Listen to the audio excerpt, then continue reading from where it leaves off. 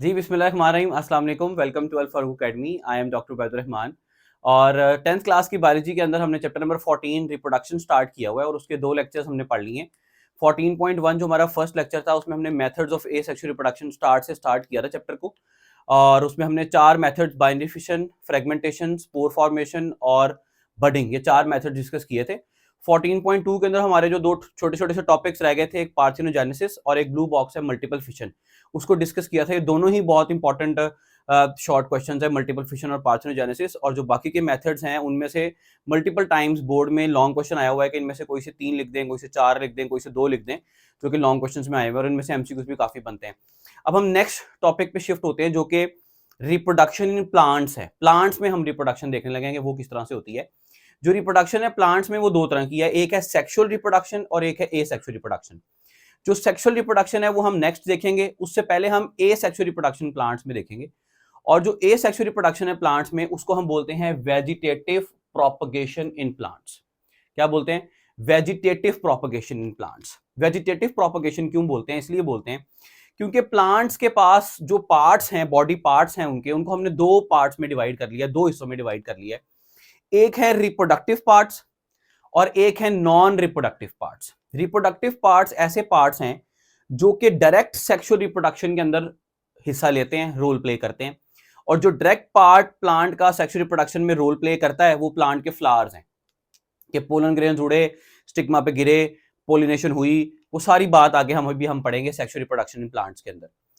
Flowers के अलावा जो भी पार्ट्स हैं प्लांट्स के, लाइक उसका स्टेम, ब्रांचेस, लीव्स, रूट्स, ये सारे पार्ट्स प्लांट के ये कहलाते हैं non reproductive parts of the plants. और जो ये नॉन रिप्रोडक्टिव पार्ट्स हैं इनका डायरेक्ट सेक्सुअल रिप्रोडक्शन के अंदर कोई किरदार नहीं है, कोई रोल नहीं है। तो जो ये नॉन रिप्रोडक्टिव पार्ट्स हैं प्लांट्स के, इनका दूसरा नाम है वेजिटेटिव पार्ट्स। जो नॉन रिप्रोडक्टिव पार्ट्स हैं इनका दूसरा नाम क्या है? Vegetative parts. तो एक हो गए रिप्रोडक्टिव पार्ट्स, वो फ्लावर है, और एक नॉन रिप्रोडक्टिव पार्ट्स जो कि स्टेम, रूट्स, लीव्स, ब्रांचेस हैं, ये हो गई नॉन रिप्रोडक्टिव। और नॉन रिप्रोडक्टिव पार्ट्स का दूसरा नाम है वेजिटेटिव पार्ट्स।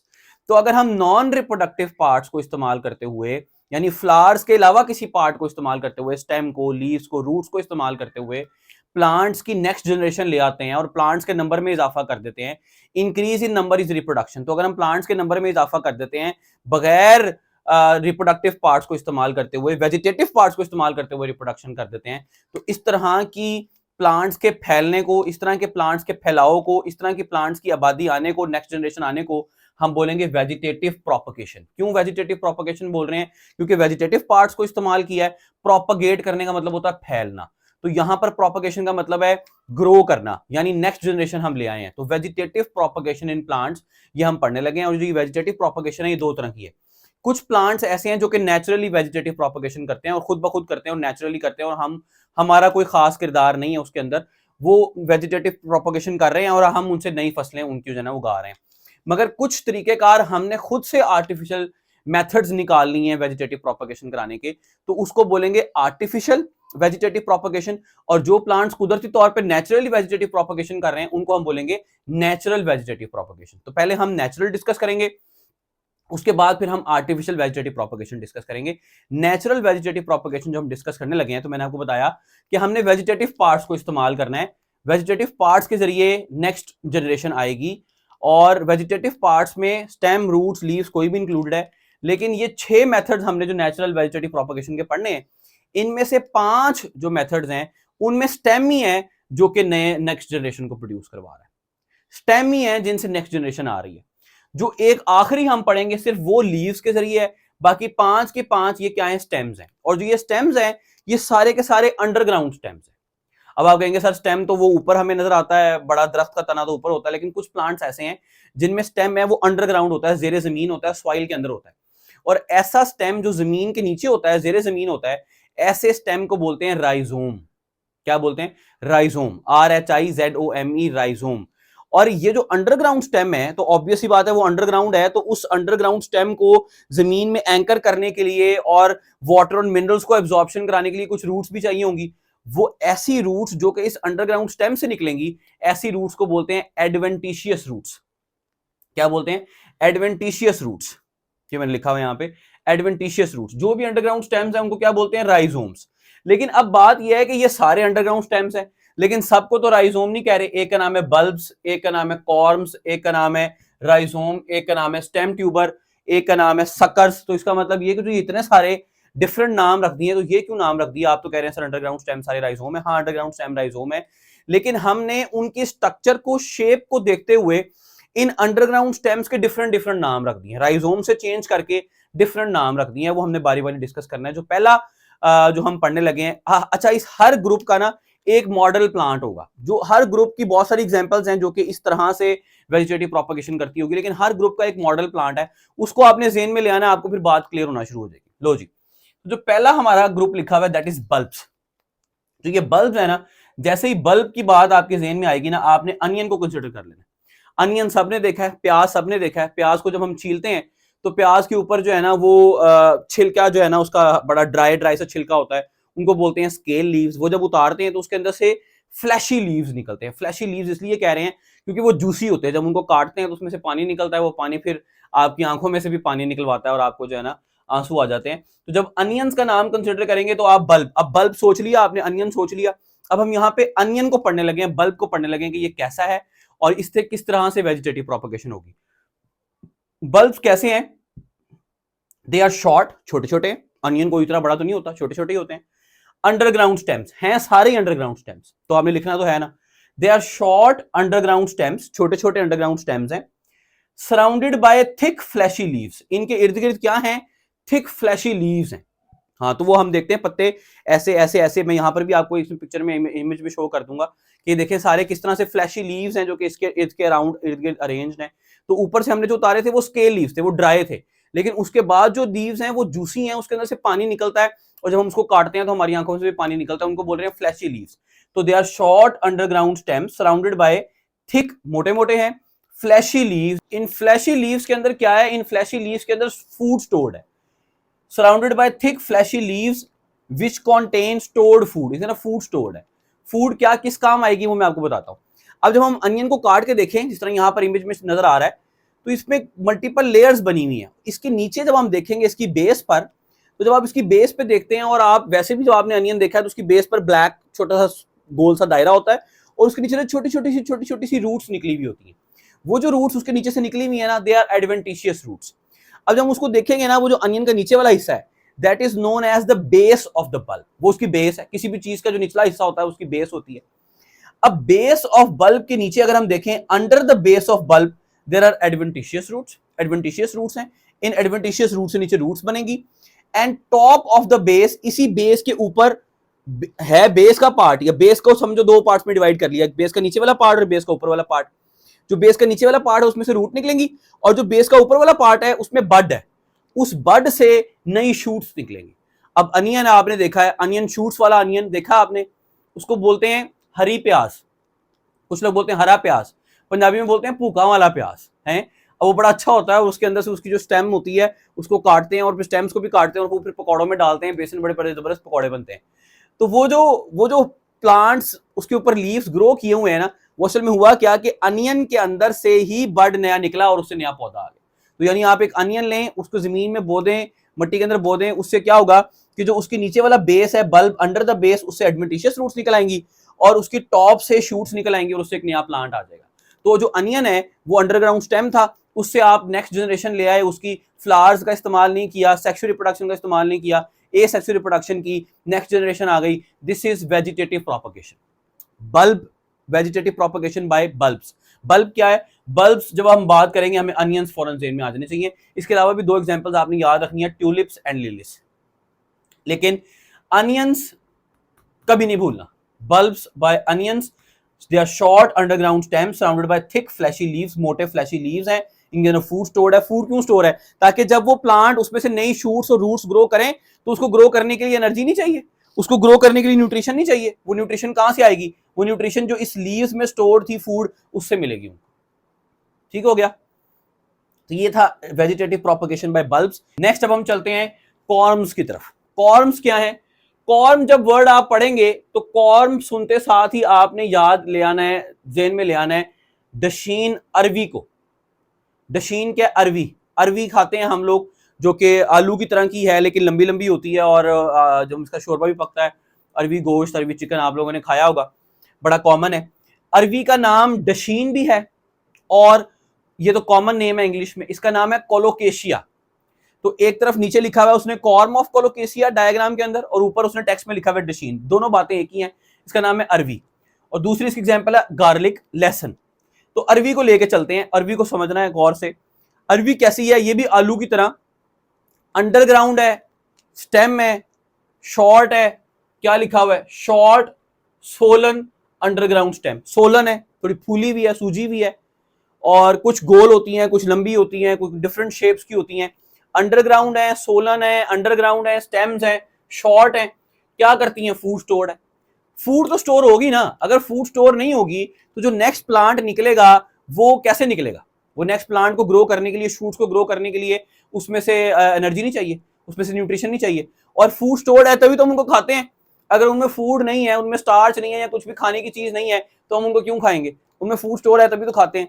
तो what are corms? Corms are short swollen underground stems which stored food. अब मजेदार बात क्या है कि यहां पर मैं आपको डायग्राम में शो कर दूंगा कि यहां पर देखो कि क्या है।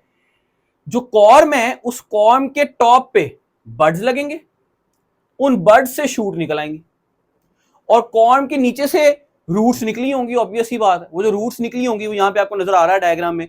They are called adventitious roots. जितनी भी अंडरग्राउंड स्टेम से रूट्स निकलेंगी उनको बोलेंगे एडवेंटिशियस रूट्स। अब कहानी क्या है? कहानी यह है कि अंडरग्राउंड स्टेम है, अंडरग्राउंड स्टेम के ऊपर बड लगेगा, उस बड से नया प्लांट आ जाएगा, नई शूट आ जाएगी, और नीचे उसकी रूट्स निकली हुई एडवेंटिशियस रूट्स। अब वो जो अंडरग्राउंड स्टेम है उसमें कोई एक बड नहीं है। जिस तरह अनियन था, अनियन में तो एक ही बड था, यहां पर एक बड नहीं है, यहां पर डिफरेंट बड्स हैं। देखो आपको शो हो रहा है यहाँ पे डिफरेंट बड्स हैं। तो ये डिफरेंट बड्स हैं, हर बड से नया नया प्लांट आ जाएगा।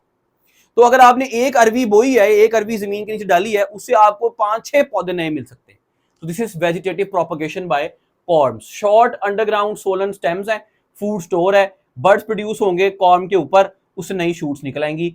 अरवी और लहसन इसकी एग्जांपल्स हैं। नेक्स्ट कौन सा है? नेक्स्ट है राइजोम्स। ये राइजोम जैसे ही वर्ड आपने सुनना है ना, तो आपको याद आ जाना चाहिए ginger. Rhizome of ginger. Ginger क्या है? अदरक।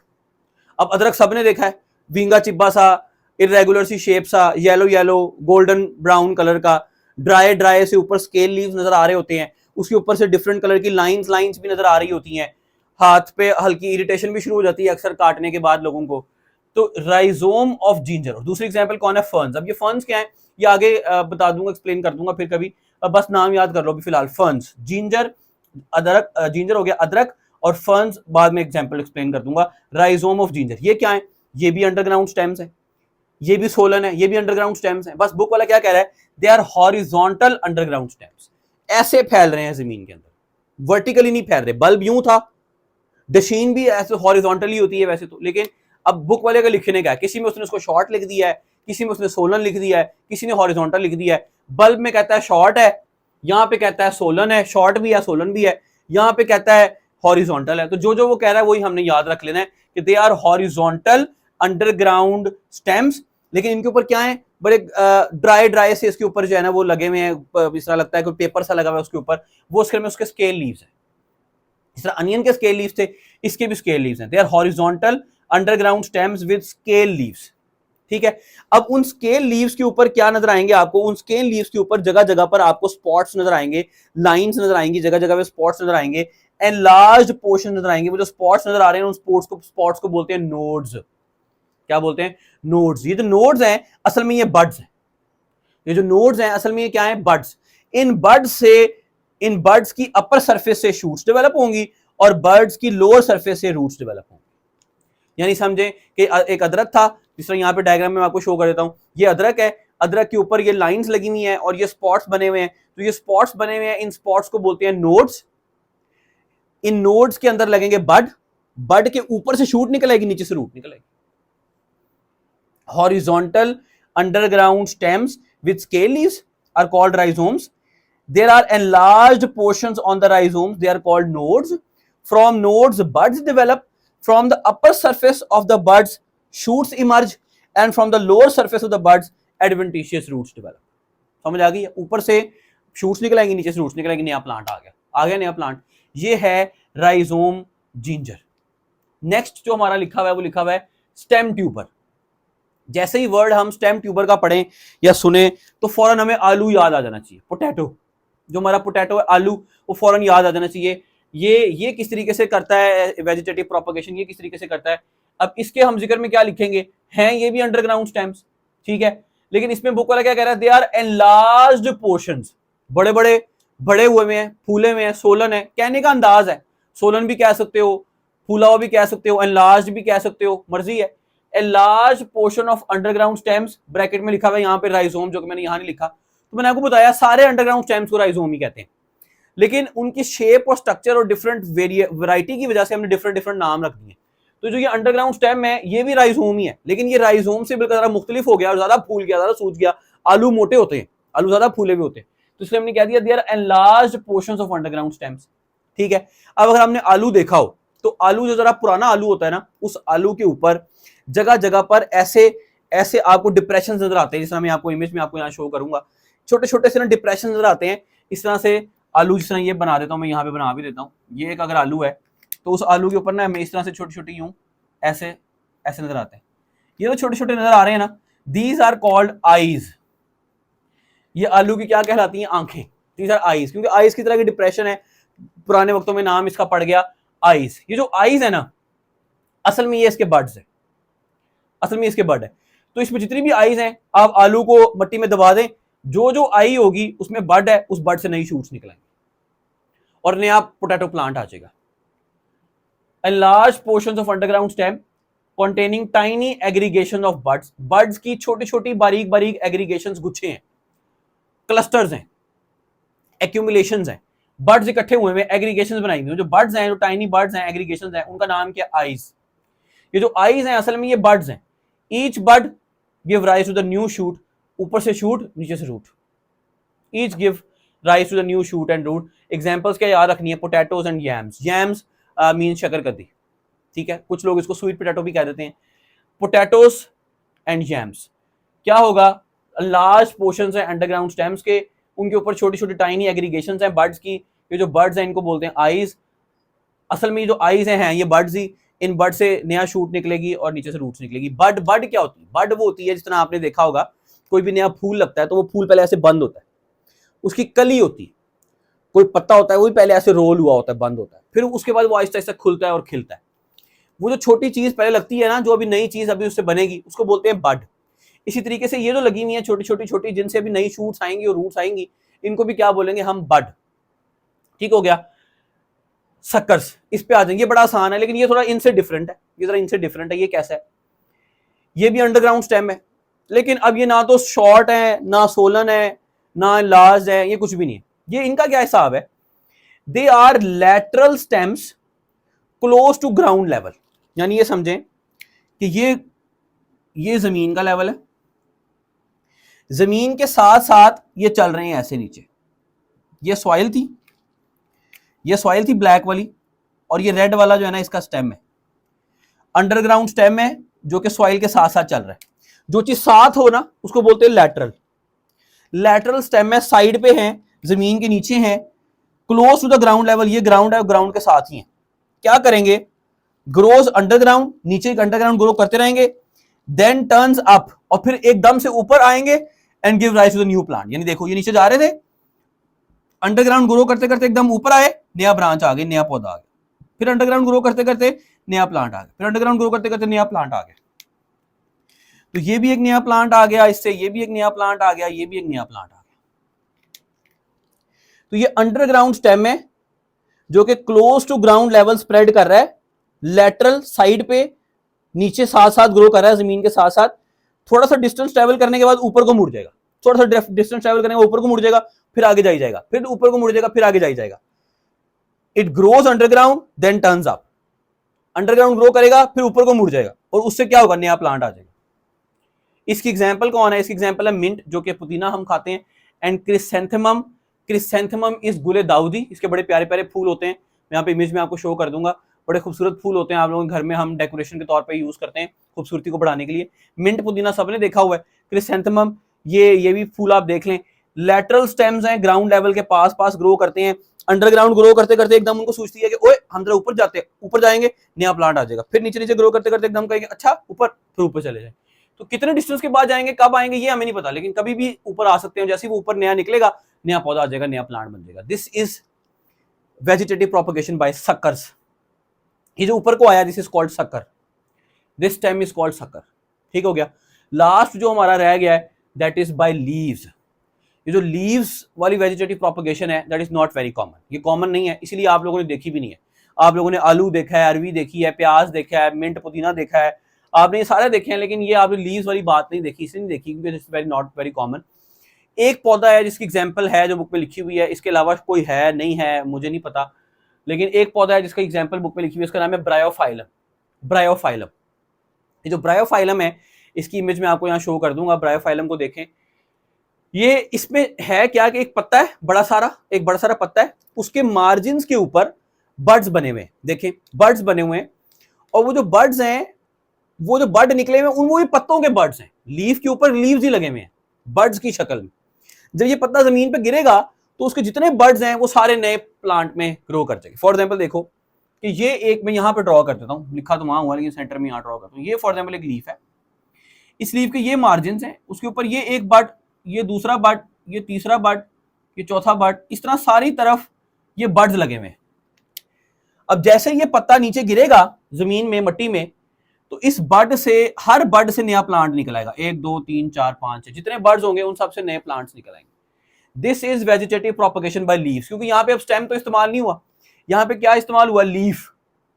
तो लीव्स इस्तेमाल हुए। इसकी एग्जांपल कौन है, ब्रायोफाइलम। ब्रायोफाइलम का दूसरा नाम है पत्थर चट।